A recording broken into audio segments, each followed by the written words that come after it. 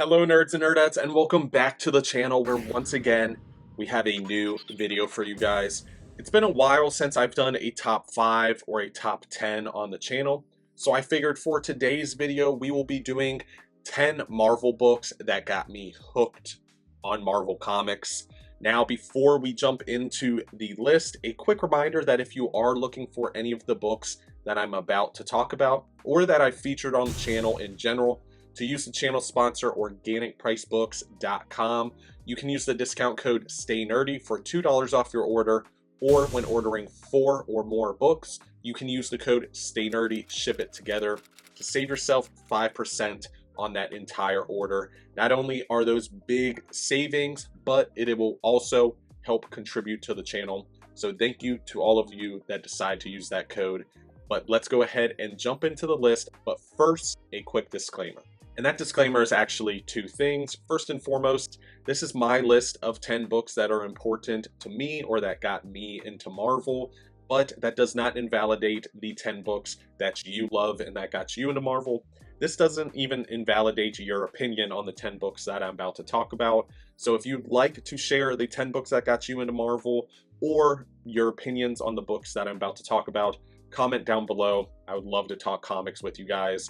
And the second part of the disclaimer is that I started reading comic books around 2004, so I was roughly 10 years old during that time period. So a lot of those very pivotal and important 1980s golden era of Marvel Comics titles will not be featured on this list, unfortunately. I was simply just not alive then, so that couldn't have really been my first initial introduction to Marvel Comics, because those books weren't on the stands, and the books that I'm about to talk about were either recently off the stands and very easy to find in the back issues side of my LCS, or they were literally on the stands as I was walking into my LCS, and that's why they're mainly going to be in my list. But I do recognize the Chris Claremont's on X-Men or Peter David on the Hulk, those very important titles that took place during the 80s, and just how important they are to Marvel's history, but they won't be on the list that I will be talking about today. But let's go ahead and jump into my top 10, starting with number 10. First and foremost is going to be New X-Men by Grant Morrison. This was my introduction into X-Men. Initially not being a huge X-Men fan, and I may still not be a huge X-Men fan, at least compared to other actual diehard X-Men fans, but this was my first introduction into the X-Men world, not necessarily the mutant side of Marvel, but X-Men as a team. There's another book that I'll feature and talk about on the list that got me into the X-Men side of things, and it is an X book, but we can talk about that when we get to that point. But before reading this, I thought I hated X-Men, or at least I convinced myself that I hated X-Men, and that was primarily because of me being intimidated by another undiscovered side of Marvel that felt like its own pocket universe in a lot of ways, where there was just so many characters and so many historical events that I would have to keep track of. And I was told that this is a great jumping on point for X-Men, so I backtracked into the back stock of my local comic book shop and began to read New X-Men, and I was blown away. Grant Morrison knocks it out of the park. They take every single character on this X-Men team and flesh them out, make them very important characters that can stand on their own 2 feet with their own character traits and personality traits. And that's really what hooked me into the X-Men team, is just how flawed and human they all are, and how a lot of them don't even get along with each other really, but they work side by side because they have a common goal. And I think the other part that really hooked me reading this initially is it does start off with a bang. It does hit the ground running with the Genosha and Cassandra Nova event that takes place. Jumping into X-Men as my first title and watching them borderline become extinct was a very, very interesting way to get into mutants more than I already have been, and into the X-Men title as a whole, and really show me just how important these characters in this side of Marvel really are. So highly recommend it. It's an acclaimed run for a reason. You have Grant Morrison doing their, whimsical yet kind of confusing but also big-brained aspect of storytelling that they tend to do in a lot of the titles that they're on.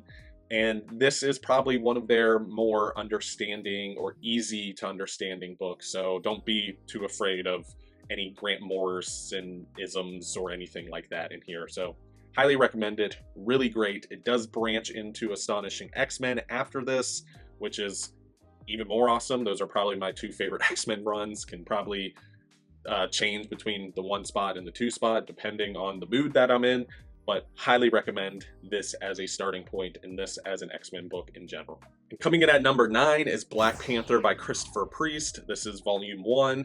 This is Marvel Knights era Black Panther. This came into my life during a time where I was just starting to dabble into the indies and adult-centric side of comic books, just starting to read titles like Wanted, Superior, Kick-Ass, just to name a few, and I wanted something that felt a little in the same vein. So I went to my LCS, asked the experts at my LCS, and they pointed me to not only Marvel Knights as a whole, but start with Marvel Knights Black Panther, and it did indeed tick all the boxes that I was craving. It has a very gritty and dirty, yet elegant vibe that circulates this entire run. You have Black Panther in a much more street level role, at least during the beginning half of this particular run. And then you also get to see some whimsical and fantastical sides of not only Marvel with the inclusion of Mephisto, but also Wakanda, getting to see technological advancements that we kind of have now in today's society, but during the time felt very whimsical and interesting and, big brain when you're looking at all these cool aspects that are intrigued in the Wakanda society. And you do have some really, really cool scenes in here, such as Black Panther taking on the devil Mephisto himself. You get to have a multiple day battle between Black Panther and Killmonger. You get to have so many important and cool scenes that follow Black Panther, T'Challa. And you also get that 90s flair where T'Challa's wearing, hater blockers and suit and ties and trench coats and everything like that. So you do get that little bit of 90s, early 2000s edge that I find myself craving sometimes, being of that generation, but still ticked all the boxes. Great run on Black Panther. The second half does fall off a little bit, so be weary of that if you're picking up in trades or omnibuses, but the first half, especially the issues that are collected in this omnibus, are top-notch. Highly recommend them, and probably one of my favorite runs on Black Panther in general.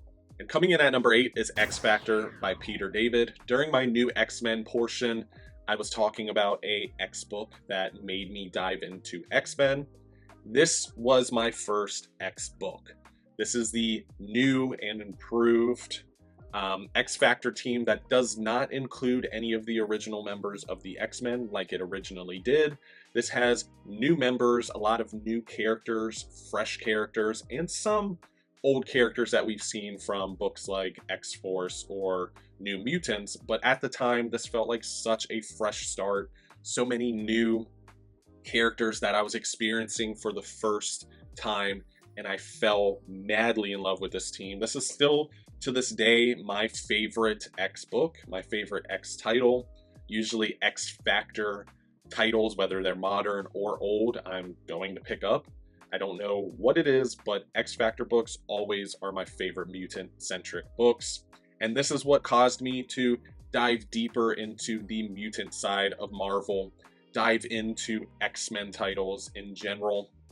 This is the branching point that opened that door in Marvel Comics, and I'm forever thankful for it, but also Just love the run in general. Peter David kills this run. This has one of my favorite single issues ever, which is X Factor 87.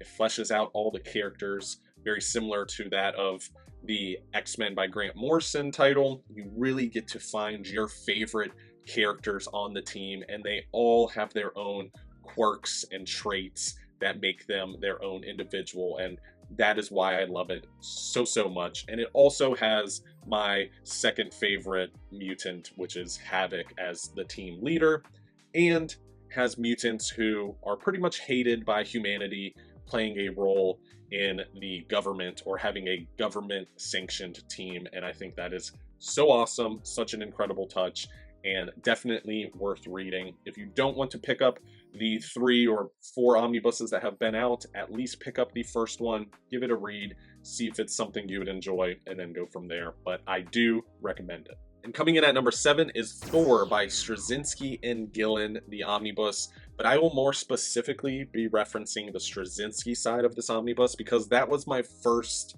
run on Thor. Not necessarily by choice. Thor was essentially non-existent in the Marvel Universe during this time period, or at least up to this time period.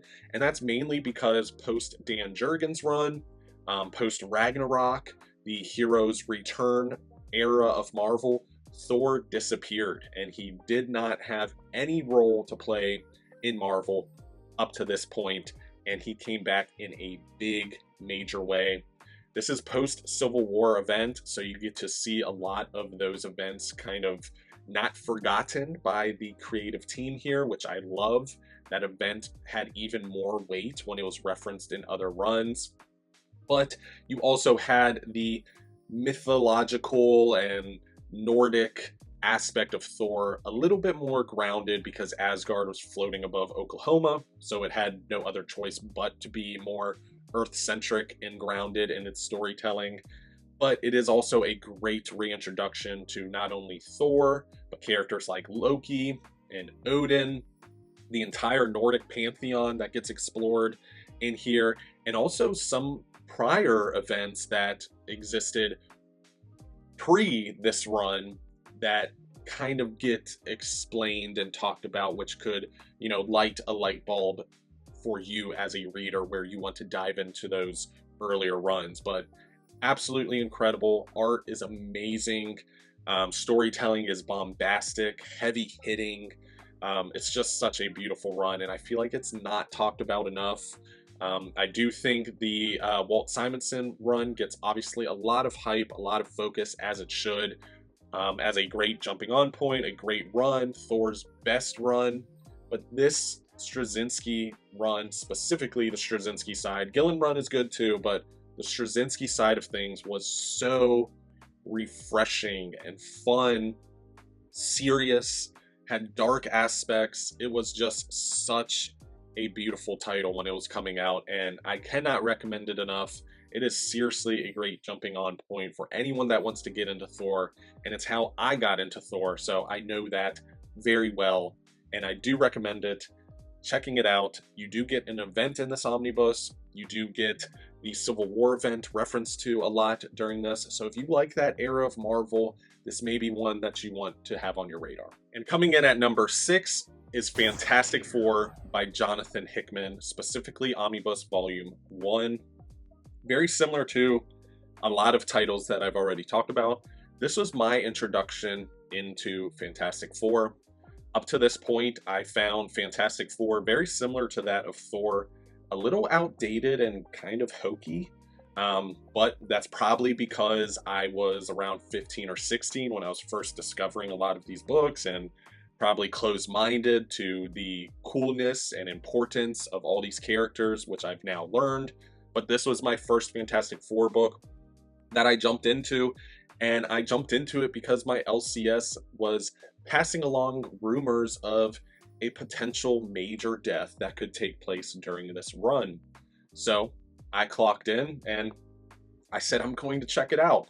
This is going to be my first Fantastic Four book, and I jumped in with open eyes and open arms into the now cosmic side of Marvel, which is yet another aspect of Marvel that I tried to stay away from because of intimidation, but now I was diving into a story that featured Galactus and Silver Surfer, The Bridge, and then eventually getting into the major death that takes place during this run. And very similar to that of New X-Men, where I was jumping into a title and watching them become extinct, I was jumping into this title and watching my favorite character die, and it felt so personal, it felt so heartbreaking, but it also just stuck its hooks in me even more, especially when post that death we then had the Future Foundation, that movement taking place, the inclusion of yet another character becoming the new member of the Fantastic Four. Just so awesome, so important, so inspiring to see the family of Fantastic Four continue on, continue the fight, and it is so great.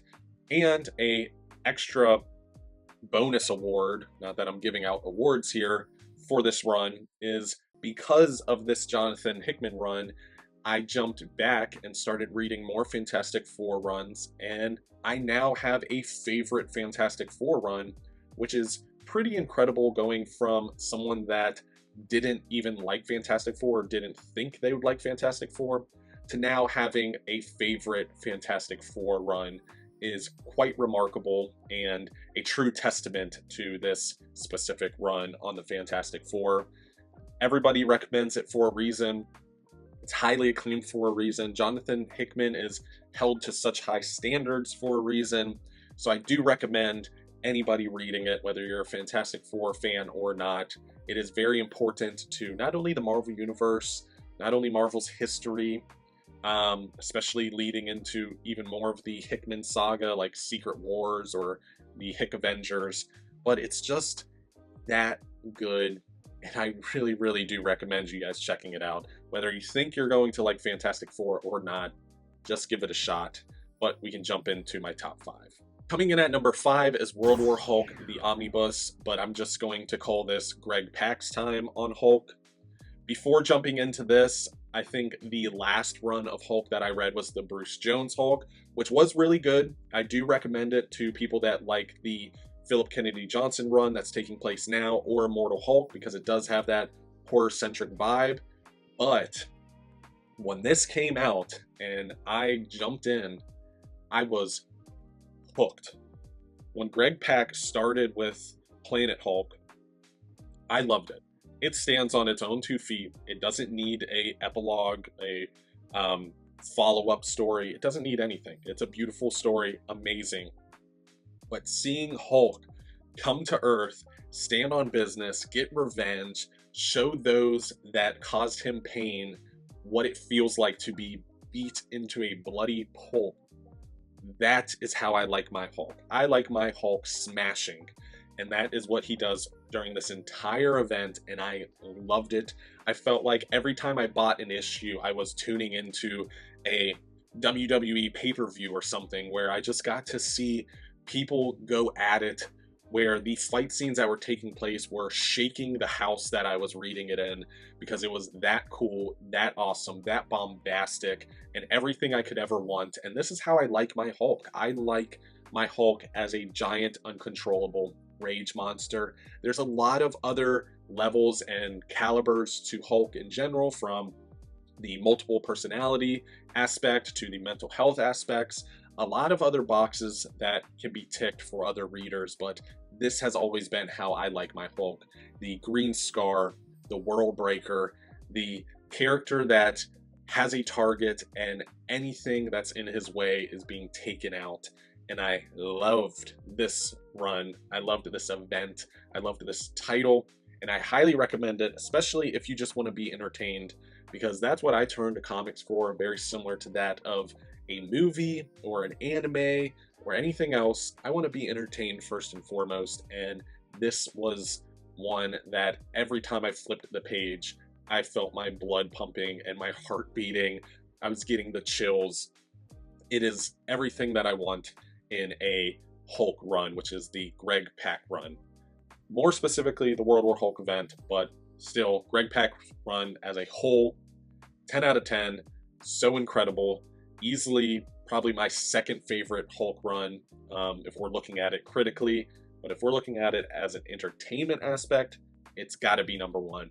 But we can go ahead and jump to number 4. Coming in at number 4 is The Amazing Spider-Man by J. Michael Straczynski, specifically Volume 2 in the omnibus, but I'm just referencing the entire run as a whole.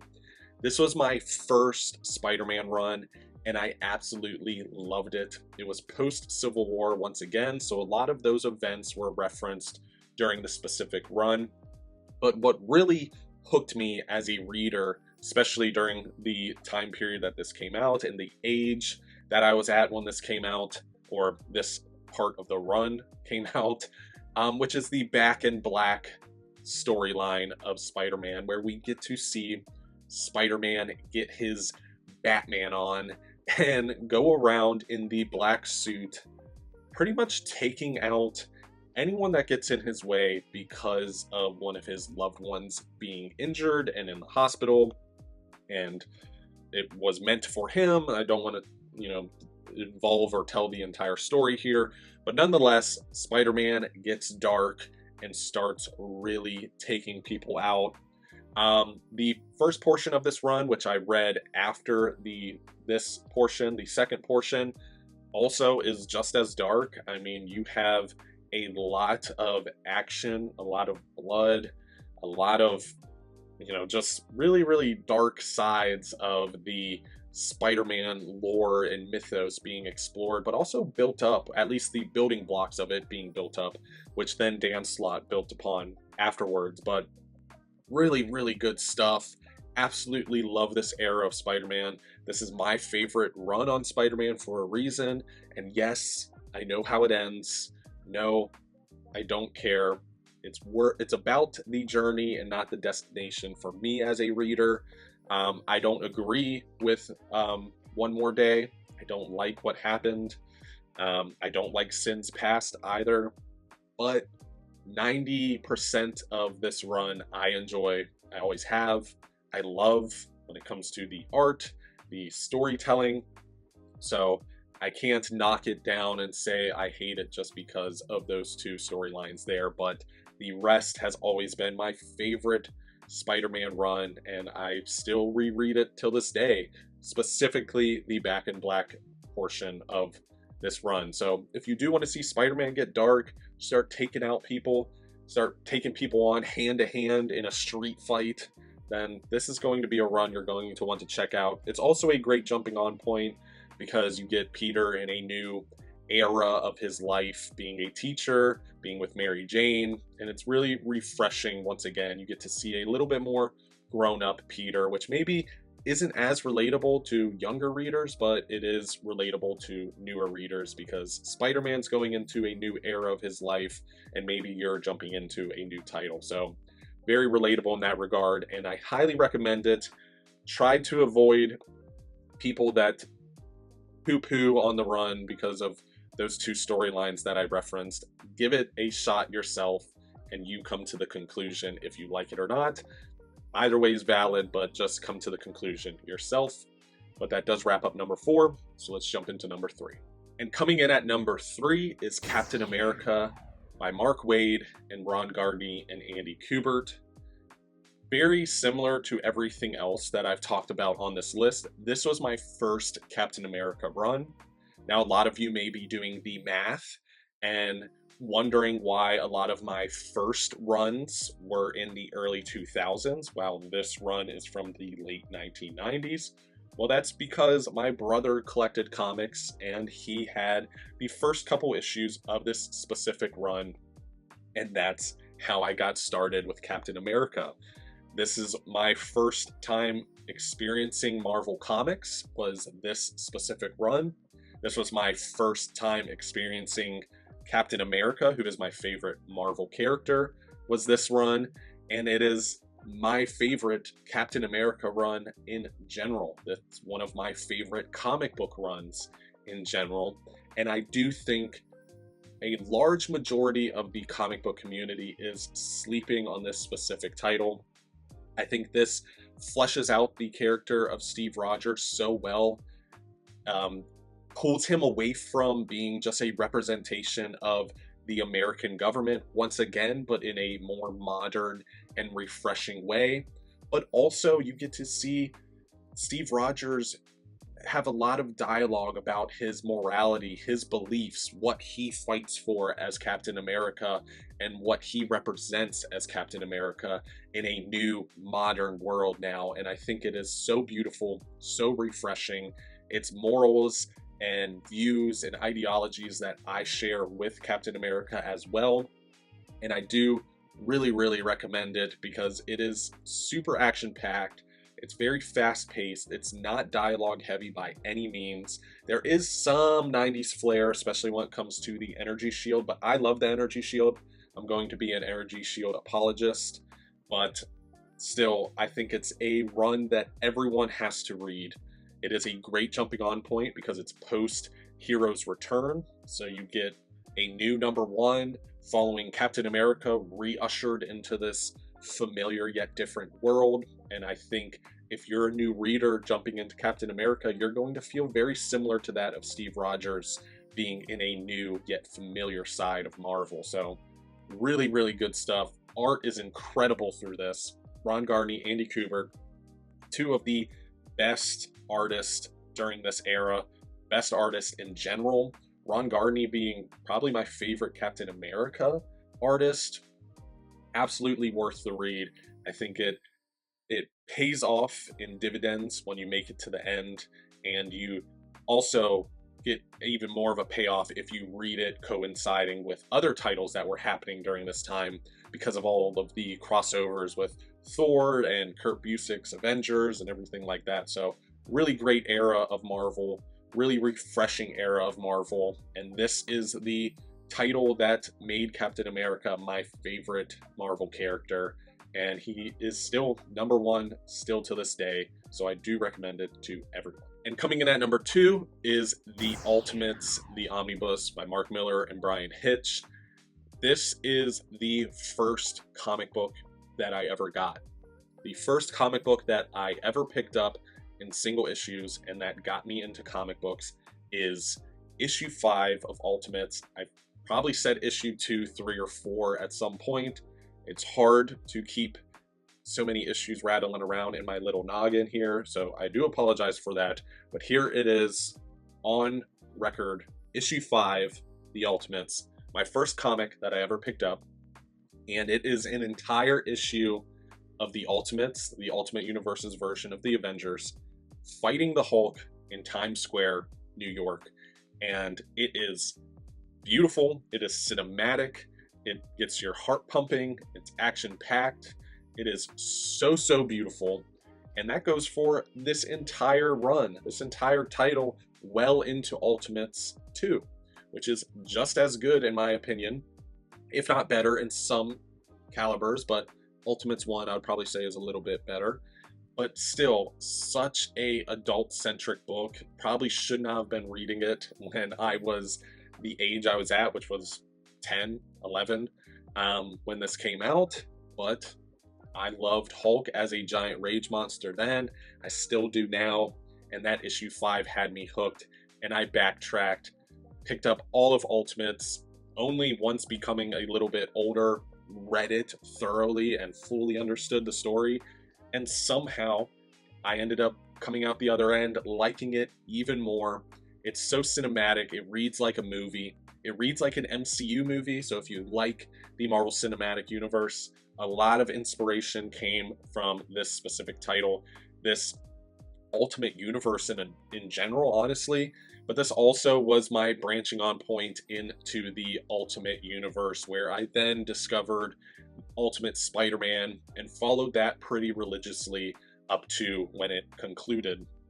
But still, this is responsible for the introduction to the Ultimate Universe, my introduction to comics in general, and that's why it's so important to me as a title. It's so important to me as an omnibus, as singles, all the ways that I have it collected. It will always be important to me and always held to such a high esteem and caliber because of just how not only incredible it is as a story, but just how important it is to me as a fan. And I do think anyone can read the Ultimates. You do not need to know anything at all to read the Ultimates, and so that gives it even more brownie points for new readers.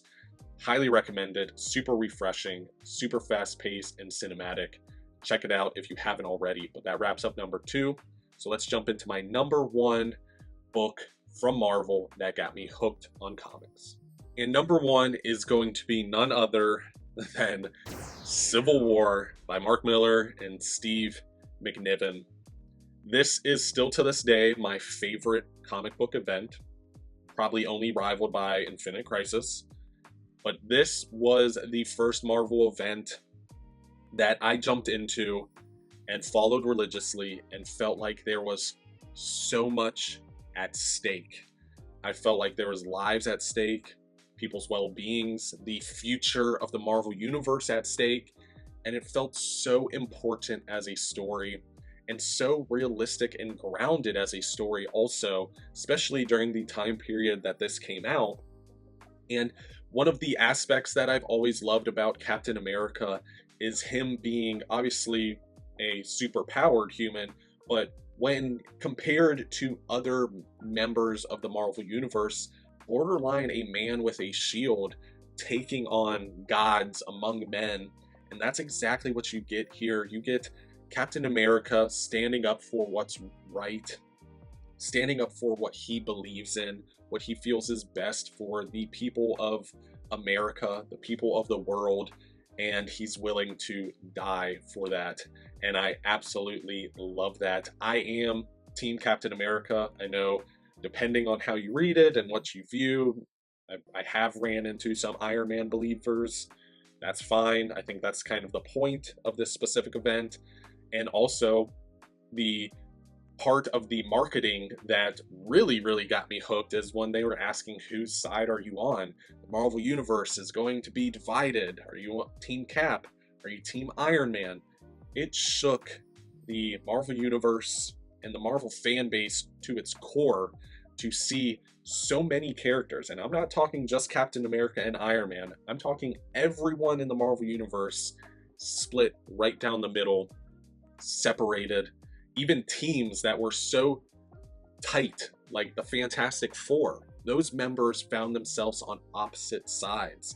And it was so cool. I loved it. I still love it. I have very vivid memories of when this was coming out, talking at my LCS with my other nerdy friends, talking with my brother who was also into comics at the time, and just really talking out our ideologies, what we feel's best, where we thought who crossed the line first, etc., etc. It was such a great conversation piece, and the art and storytelling in here is incredible, ultra realistic, incredibly grounded, cinematic once again, and it will forever be one of my favorite, if not my favorite, comic book event ever. And yes, I still want an omnibus, so please, Marvel, I don't care how many volumes it is, put it out, especially that frontline stuff, because that really fleshes out a lot that's going on. But I digress. Such a great event. Read it if you haven't. Let me know what side you're on in the comment down below, and let's duke it out. But incredible read, and that's exactly why it's at number 1. And that does wrap up today's video. Thank you so much for watching. I know it was a little bit on the longer side. That's usually why I tend to do top 5s, because top 10s just wipe me out. It's always a doozy to record, but I had a lot of fun talking about these books. I haven't talked about a lot of them in a really long time, and it felt extremely refreshing and fun to revisit those stories mentally and go through those vivid memories that I had as a kid. So comment down below, let me know your 10 books that hooked you on Marvel. Let me know your 10 favorite Marvel books, 10 favorite Marvel stories, whatever it may be. I love to talk comics. I love hearing differing opinions, and I love to hear about titles that I haven't read yet. So leave all those down below. And if you could do me a quick favor and hit that thumbs up button and ring that bell for notifications, it means a lot to the algorithm. And if you're not a part of the community, you can hit that little subscribe button to join the community. It's my favorite place on the interwebs, and I highly recommend it. But thank you, each and every one of you guys, for watching. Once again, I appreciate you guys, and stay nerdy.